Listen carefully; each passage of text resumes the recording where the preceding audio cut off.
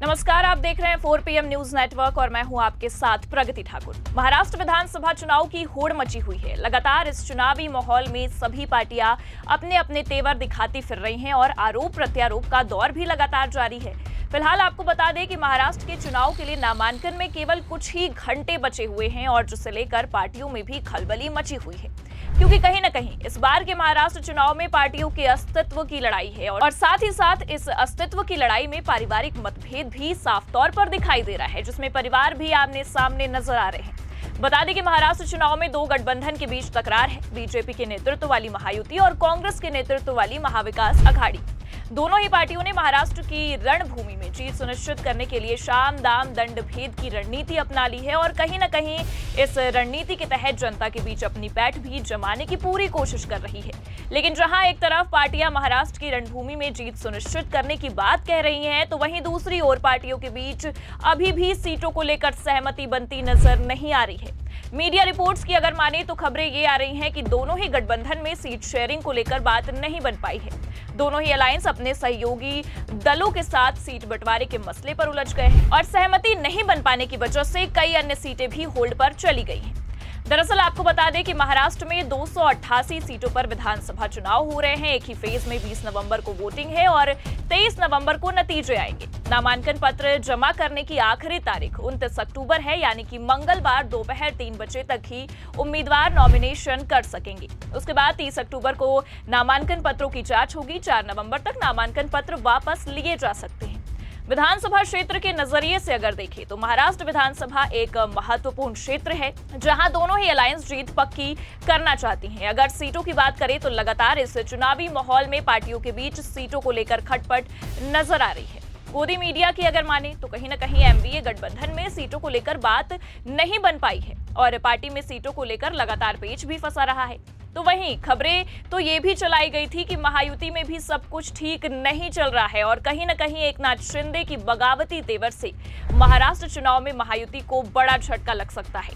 सीटों को लेकर अगर बात करें तो सत्तारूढ़ महायुति अब तक 235 सीटों पर उम्मीदवार उतार चुकी है। बीजेपी ने 2 लिस्ट में 121 सीटों पर उम्मीदवार घोषित किए हैं। एकनाथ शिंदे की शिवसेना ने 2 लिस्ट में 65 उम्मीदवारों का ऐलान किया है।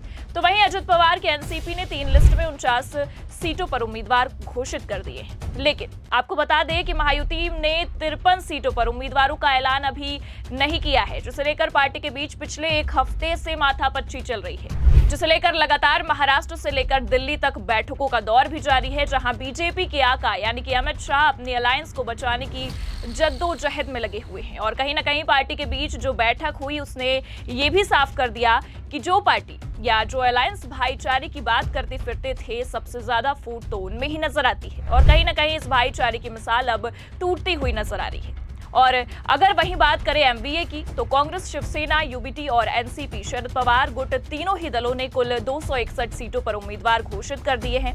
अभी 27 सीटों पर पेच फंस रहा है। कुछ सीटों पर एक से ज्यादा उम्मीदवारों की दावेदारी होने के कारण पार्टी नतीजे पर नहीं पहुंच पा रही है। जहां एक तरफ नतीजे सामने नहीं आ पा रहे हैं, सीटों को लेकर पेच फंसता चला जा रहा है, तो वहीं अब पार्टियों की असली राजनीति भी निकलकर सामने आती जा रही है।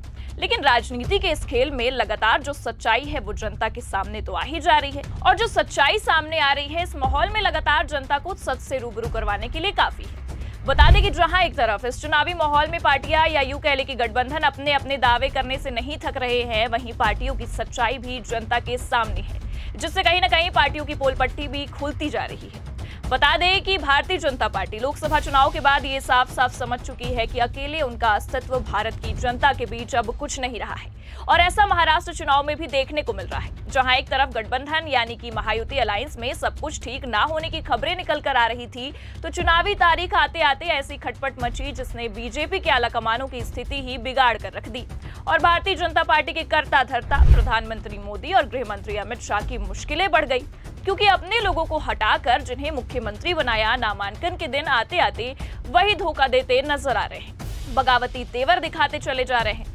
फिलहाल इससे कहीं न कहीं महाराष्ट्र में बीजेपी ये समझ बैठी है कि अकेले तो कुछ नहीं हो सकता है, इसलिए सहयोगियों को बहलाना फुसलाना भी काफी जरूरी हो चला है। तो फिर क्या आका ने अपने पत्ते बिछाना शुरू कर दिए और नए नए तरीके आजमाना भी। ये साफ नजर आ रहा है और हमें दिख भी रहा है कि किस तरह से खेला चल रहा है, जहां एक तरफ महाराष्ट्र विधानसभा चुनाव के लिए धुआंधार प्रचार किया जा रहा है, राजनीतिक पार्टियां मतदाताओं को आकर्षित करने के लिए हर संभव प्रयास कर रही हैं, तो साथ ही साथ तमाम तरह के बड़े बड़े दावों का खेल भी चल रहा है। इसी बीच अब भारतीय जनता पार्टी ने रूठे हुए शिंदे को नामांकन से पहले मनाने का तरीका सोच लिया है, या यूं कह ले कि खोज लिया है, क्योंकि चुनाव प्रचार के दौरान बीजेपी के दिग्गज नेता, जिन्हें इस महाराष्ट्र चुनाव में बीजेपी ने खूब इस्तेमाल किया, जनता को साधने के लिए अब पार्टी सहयोगियों को साधने की भी पूरी कोशिश हो रही है। दरअसल बात यहां उप मुख्यमंत्री और भारतीय जनता पार्टी के दिग्गज नेता देवेंद्र फडणवीस की हो रही है, जिन्होंने एक बड़ा दावा किया है। बता दें कि उनका ये मानना है कि बीजेपी सूबे में अकेले सत्ता पर काबिज नहीं हो सकती है। फिलहाल वो सही तो कह रहे हैं, लेकिन यहाँ पर पेच अलग फंस रहा है। दरअसल देवेंद्र फडणवीस ने कहा है कि महाराष्ट्र में बीजेपी अकेले चुनाव नहीं जीत सकती है, लेकिन चुनाव के बाद वो सबसे बड़ी पार्टी बनकर जरूर उभरेगी, और ये बात खुद गोदी मीडिया ने छापी है। बीजेपी नेता का ये कहना है कि सच को लेकर व्यवहारिक होना चाहिए, लेकिन चुनावी गलियों में उप मुख्यमंत्री की इन बातों के भी कई मायने निकाले जा रहे हैं। जहां एक तरफ भारतीय जनता पार्टी खुद को देश की सबसे बड़ी पार्टी कहते नहीं थकती थी, उनकी तरफ से इस तरह की बातें निकलकर सामने आना ये साफ करता है कि रूठे हुए शिंदे को मनाने की पूरी कोशिश हो रही है। फिलहाल कहीं न कहीं इससे ये भी साफ है कि जो बगावती तेवर शिंदे ने दिखाए थे, वो नामांकन से पहले भी हावी पड़ रहे हैं।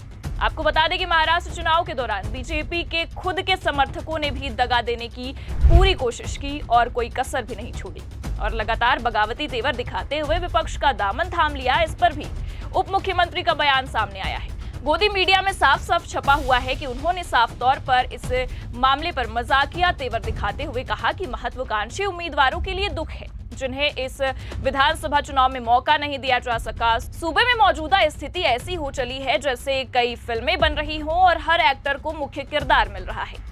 लेकिन आपको बता दें, जो महायुति इस चुनाव में बड़े बड़े दावे करने से नहीं थक रही, उनकी राजनीतिक स्थिति महाराष्ट्र में कुछ ठीक नहीं है। 2024 में हुए लोकसभा चुनाव में भी महायुति ने महाराष्ट्र की जनता के बीच अच्छा प्रदर्शन नहीं किया था, जिससे कहीं न कहीं नतीजों के आने पर जोर का झटका लगा था, और महायुति राज्य की 48 सीटों में से केवल 17 सीटें ही जीत पाई थी। उसके बाद भी इस चुनावी माहौल में भारतीय जनता पार्टी दावे करने से भला कहां पीछे हटती है। लोकसभा चुनाव में आए नतीजों से सीख लेने के बजाय पार्टी अभी भी इसी वहम में है कि जीत तो महायुति की ही होनी है। खैर, वो अलग बात है कि लगातार वहम भी टूटते जा रहे हैं, और नामांकन से पहले जो चिंगारी चारों ओर फैली है, वो बीजेपी हाईकमान के लिए आग के गोले से कम नहीं है। जहां महाराष्ट्र में लोकसभा चुनाव के दौरान स्थिति ठीक नहीं रही, वहीं विधानसभा चुनाव में भी कुछ ऐसी ही संभावनाएं नजर आ रही हैं, क्योंकि इस बार का मुकाबला काफी दिलचस्प है। केवल कांग्रेस और बीजेपी ही इस बार के चुनावी रण में आमने सामने नहीं है, बल्कि गठबंधन, महायुति और महाविकास अघाड़ी आमने सामने है, और कहीं न कहीं दोनों ही गठबंधन में महाराष्ट्र में जीत सुनिश्चित करने के लिए जोर आजमाइश की लड़ाई चल रही है। दोनों ही गठबंधन महाराष्ट्र की रणभूमि में अपने अस्तित्व की लड़ाई में कूद पड़े हैं, और आर या पार की इस लड़ाई में महाराष्ट्र की जनता किसका साथ देती है, ये तो आने वाला 23 नवंबर ही बता पाएगा। फिलहाल आपको बता दें कि महायुति के अंदर रूठने मनाने का दौर जारी है। जहां एक तरफ अमित शाह ने मीटिंग करके शिंदे को मनाने की कोशिश की, तो वहीं अब फडणवीस भी इस मामले में कूदते हुए नजर आ रहे हैं, या यूं कह ले कि आका ने उन्हें इस मामले में कूदने की नसीहत दे डाली है। अभी भी नामांकन के जो आखिरी तारीख है, उससे पहले लगातार मनाने की जो प्रक्रिया है वो शुरू हो चुकी है। नामांकन में कुछ ही घंटे बाकी हैं, लेकिन सीटों को लेकर बात नहीं बन पा रही, इसलिए ये खेला चल रहा है, जो कहीं न कहीं अब बीजेपी के आलाकमान यानी कि मोदी और शाह की मुश्किलें बढ़ाने वाली। फिलहाल 20 नवंबर को वोटिंग होनी है, और 23 नवंबर को नतीजे आपके और हमारे सामने होंगे कि आखिर कौन से गठबंधन के दावे काम आते हैं और कौन से दावे फीके पड़ जाते हैं। लेकिन गठबंधन यानी कि महायुति के अंदर जो स्थिति चल रही है, उसे लेकर आपकी क्या प्रतिक्रिया है, कमेंट में जरूर बताइएगा, और देखते रहिए 4 PM न्यूज नेटवर्क। नमस्कार।